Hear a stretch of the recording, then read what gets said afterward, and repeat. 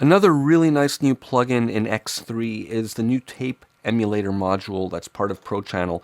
So I have my tracks bussed out here to a bus, and it's that same little dance mix that you heard in the last video. And I'm going to right click here and insert the tape emulator. This is the new one, and all the rest are bypassed for now. And let's look at this. Now basically, this module is made to emulate the sonic qualities and characteristics of analog tape machines, most notably their ability to saturate tape by overdriving the signal to it, and that's what gives analog tape this mythological sort of warmth. So let's go over the parameters. We have the on-off button here, and this little clipping LED shows if the input signal to the module is clipping.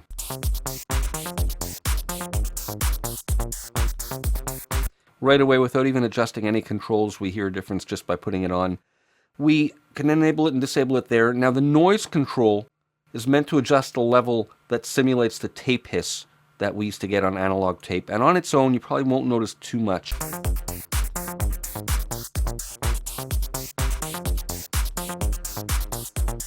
We need to overdrive the signals a little bit, either with the record level or the playback level here. So the record level adjusts the gain of the pre-processed input signal. So this is kind of like the input to the plugin, and the higher we drive it, the more we're going to get that compression and saturation that we associate with analog tape saturation and warmth. And I'll lower the playback level so as not to overdrive the output, although that could be interesting also.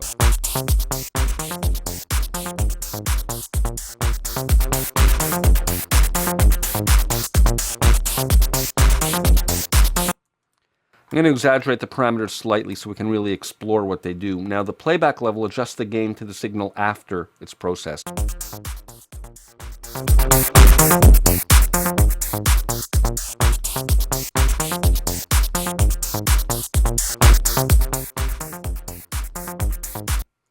The tape speed controls over here adjust the simulated tape speed. Now tape machines had two speeds, 7.5 inches per second and 15 inches per second. Now the slower speed gives a sort of more compressed and warm response, and the higher frequencies are not quite as present. When you're overdriving, you lose some of the highs compared to when you're in 15 inches per second, which is what this is in, where you get faster compression attack times. So let's overdrive this and we'll experiment with the two different tape speeds.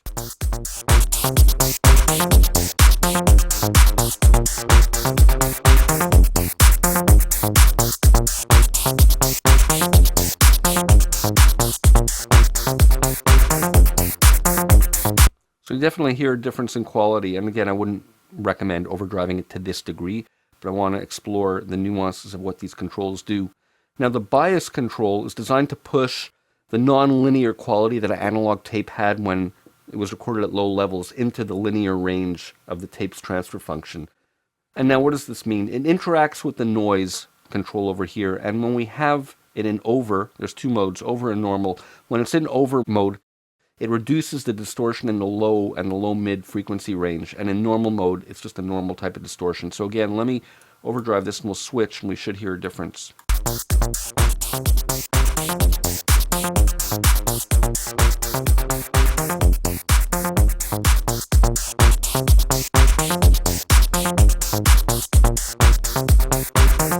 Interesting, it's subtle, but I do hear the faster compression in normal mode.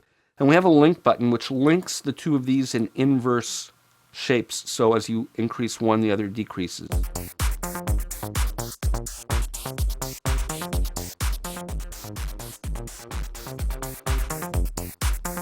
So when we drive this all the way up, we really hear that tape distortion, and then we can compensate a bit with playback level. Let me unlink them.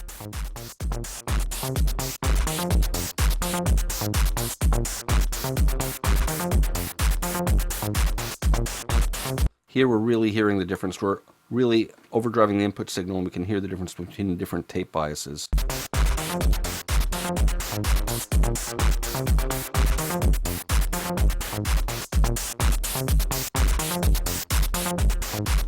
So again, these are exaggerated values, but you can explore the sonic qualities that these have by overdriving like that, and then use them to taste in more modest doses.